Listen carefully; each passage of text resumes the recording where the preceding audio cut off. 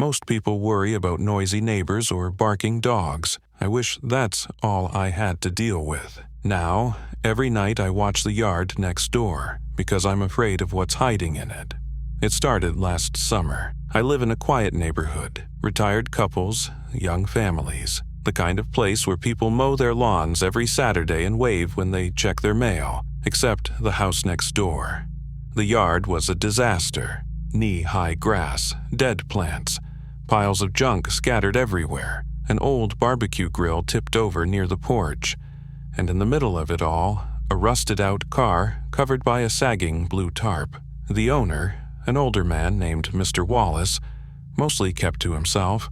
I figured he was just too old or sick to keep up with it. Nobody complained, not out loud anyway. At first, the worst part was the smell. On warm days, it drifted over, a sour, rotting stench, like old garbage mixed with something worse. I figured it was trash buried under the mess, but then little things started happening. The first time, I noticed a narrow trail through the overgrowth, a path leading from the side of Mr. Wallace's house to the back fence, right up to my property line. I thought maybe animals were using it, raccoons, stray cats, but then I spotted footprints, boot prints, deep, fresh. Too big for a child, too recent to ignore. A few days later, I was taking out my trash after dark. The tarp on the old car had slipped off. The passenger door was open. Inside were crumpled papers, plastic bags, and what looked like a blanket stuffed into the back seat. I thought I saw someone sitting in the driver's seat. When I shined my phone's flashlight, the seat was empty. The tarp had blown into the grass. Or so I told myself. That week, things got weirder. At least twice, I woke up to my motion sensor light clicking on. The backyard flooded with light. Each time, when I looked out, I saw nothing but the fence and shadows. I figured it was animals or the wind. Then, one night around 2 a.m., the light came on again, and this time someone was standing at the far corner of the yard, right where the overgrowth met my fence. A man, tall, still, not moving. I grabbed my phone, but by the time I unlocked it, he was gone. The light clicked off. The next morning, I walked the fence line, more boot prints, and something worse. A piece of rope tied between two fence posts, like a makeshift step to help someone climb over. That was it. I called the non-emergency police line. An officer came out, took a quick look, and said it was probably just kids cutting through. When he tried knocking on Mr. Wallace's door, no one answered. The officer told me to keep the lights on at night, and to call back if anything serious happened. Well, that night it did. At 3:17 a.m., I woke up to the sound of scraping. Wood on wood, the unmistakable creak of my back gate. I got up, heart racing, and peeked out the back window. Someone was prying open the latch with a crowbar. A man in a hooded jacket. Tall. Thin. His face shadowed. I didn't wait. I turned on every exterior light and shouted as loud as I could. The man looked up. For a second, his face caught the light. Pale, cracked lips, wide, unblinking eyes. He dropped the crowbar and bolted into the overgrown yard next door. I called 911. This time, multiple officers showed up. They searched my yard first, then moved to Mr. Wallace's property. The back door of the house had been forced open. Inside, the place was empty. No furniture, no signs of Mr. Wallace. Neighbors later admitted they hadn't seen him in weeks. Some thought he was at a hospital. Others thought he'd moved out quietly, but no one knew for sure. When the officers searched the yard, they found something I'll never forget. Beneath a sheet of plywood behind the car, they found a makeshift shelter, a sleeping bag, empty food wrappers, water bottles, and a notebook. Inside were pages of lists, names and addresses from around the neighborhood, including mine. Now, the man who'd been living there, or hiding there, was gone. Police said he might have been squatting after Mr. Wallace left, or worse. They put up a condemned sign and fenced off the property. They promised extra patrols, but sometimes, late at night, the motion light still clicks on, and fresh boot prints appear near the fence line. No one should be living there. But the yard next door still watches me, just like I watch it. Most people worry about moving into a bad neighborhood. That's not what kept me up at night. It was the windows. Because no matter what I did, the windows kept showing me that someone had been there. It started after I moved into a small rental house last fall. I'd just ended a long relationship and wanted space. Quiet, privacy. The house was perfect. A little 2-bedroom on a corner lot, tall wooden fence around the backyard, close to work, affordable, and, according to the landlord, a safe, family-friendly area. At first, everything was fine. I unpacked, painted, got to know a few neighbors. By the second week, I felt settled. Then the handprints started. The first time, I noticed them while taking out the trash. 2 smudged prints on the outside of my back bedroom window. Palms. Fingers spread wide. Muddy, like someone had grabbed the glass and leaned in. I told myself it was probably kids messing around. The fence was tall, but not impossible to climb. I wiped the prints off and forgot about it. A few nights later, I woke up around 3 a.m. Something had clicked. Not loud, but sharp enough to pull me out of sleep. I sat up and listened. Nothing. In the morning, I noticed the prints were back. But higher this time, like whoever made them had been standing on something to get a better view inside. I started locking the gate every night and keeping the blinds shut. But it kept happening. Once a week. Sometimes more. Always the same window. Always muddy handprints. I asked my neighbor if she'd seen anyone hanging around. She shook her head, but mentioned finding a few cigarette butts in her yard lately. I don't smoke. Neither did she. 2 weeks later, I came home from work and noticed something new. The flower bed beneath the window was disturbed. Dirt pushed aside. A clear spot where someone had been standing. And cigarette butts, 4 of them, fresh. My stomach sank. This wasn't kids. Someone had been coming back, repeatedly. That night, I stayed up. I left the bedroom light off and sat in the dark, watching the window through a gap in the blinds. Hours passed. Nothing. Around 2:45 a.m., I finally gave up and got into bed. That's when I heard it. The soft click of the window latch shifting. Not loud, not forced, just tested. I froze, heart pounding. I grabbed my phone and dialed 911. By the time the police arrived, the backyard was empty. The officer checked the fence. No signs of damage. But when he inspected the flower bed, he found fresh footprints. Boot prints, large, deep. He promised extra patrols and suggested getting a motion sensor light. I installed 2 the next day. 1 facing the backyard, 1 covering the side gate. For a while, nothing happened. No handprints, no noises. I started to believe it was over, until the following Sunday. I was pulling weeds near the back fence when I noticed a loose board at the bottom. It wasn't obvious unless you looked closely. I knelt down and peeked behind it.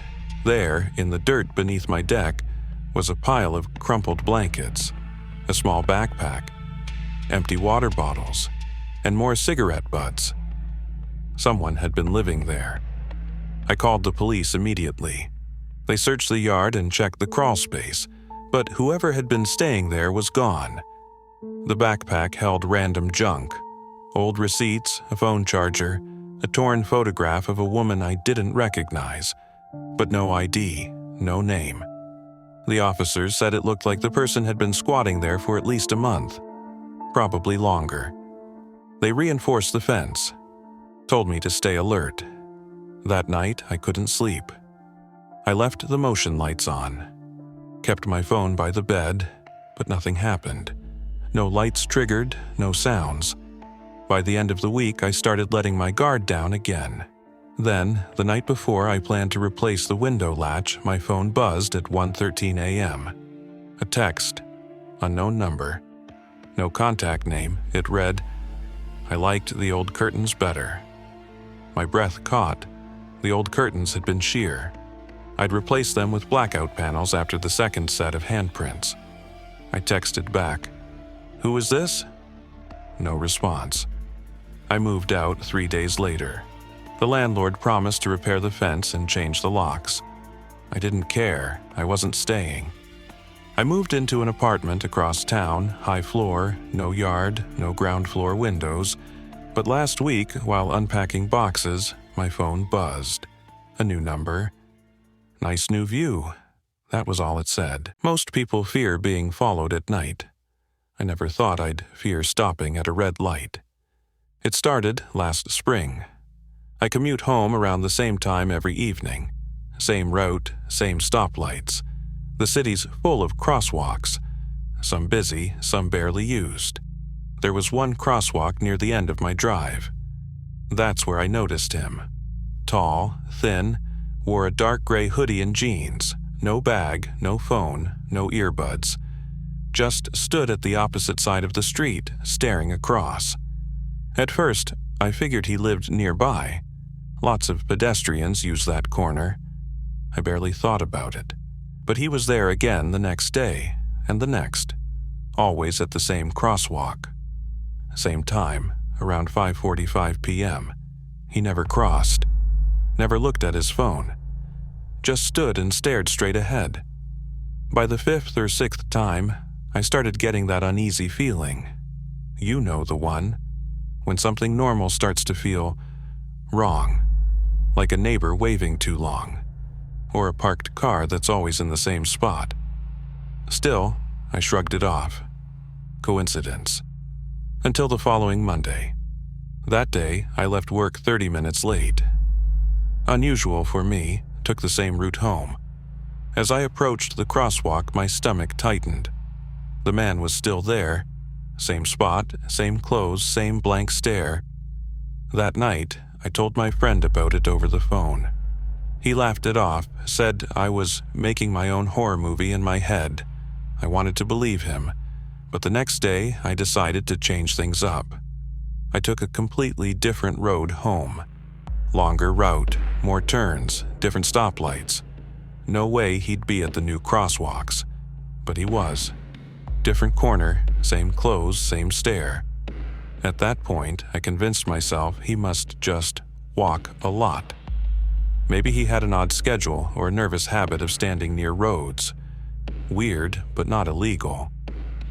Still, I started varying my route every day. Sometimes I'd leave early, other days I'd stay late.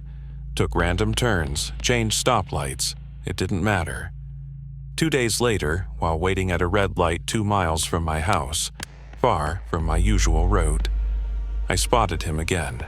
Not at a crosswalk. Just on the sidewalk, standing perfectly still, staring directly at my car. My pulse spiked. I gripped the wheel so hard my knuckles turned white. When the light turned green, I ran it. Didn't care about the honks behind me, I drove straight home. That night, I checked every door and window, twice. The next day, I left work early, took an entirely different highway, no crosswalks, just overpasses and on-ramps. For the first time in a week, no sign of him. I started to relax, maybe it really had been a coincidence, or maybe he'd moved on. That night, around 11:30, I took my trash to the curb.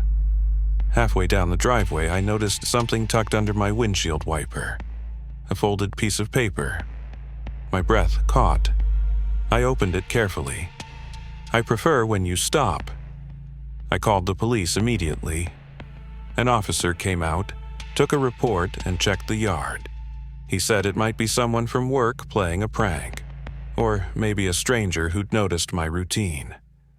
He told me to keep varying my schedule and consider adding security cameras. So I did. I bought motion sensor lights and installed a camera facing the driveway. I kept changing my routes and times, and for a while, nothing happened. No sign of him, no paper, no crosswalk encounters. A full week passed without incident. Then, one night, around 3 a.m., the motion sensor light clicked on. I looked out the window. At the far edge of the driveway stood a tall figure in a gray hoodie. Same building, same posture. He didn't approach, didn't move, just stood there. I grabbed my phone and called 911. By the time the police arrived, he was gone. The officers searched the neighborhood but found nothing.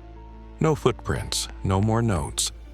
They increased patrols near my street and suggested I consider staying somewhere else for a while. But moving wasn't an option. A few days later, my friend offered to drive me home from work.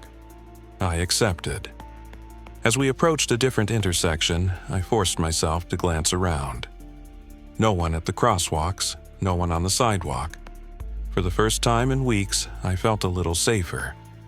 But when we pulled into my driveway, my friend frowned. "Hey, did you leave this?" He pointed to the windshield. Another folded piece of paper.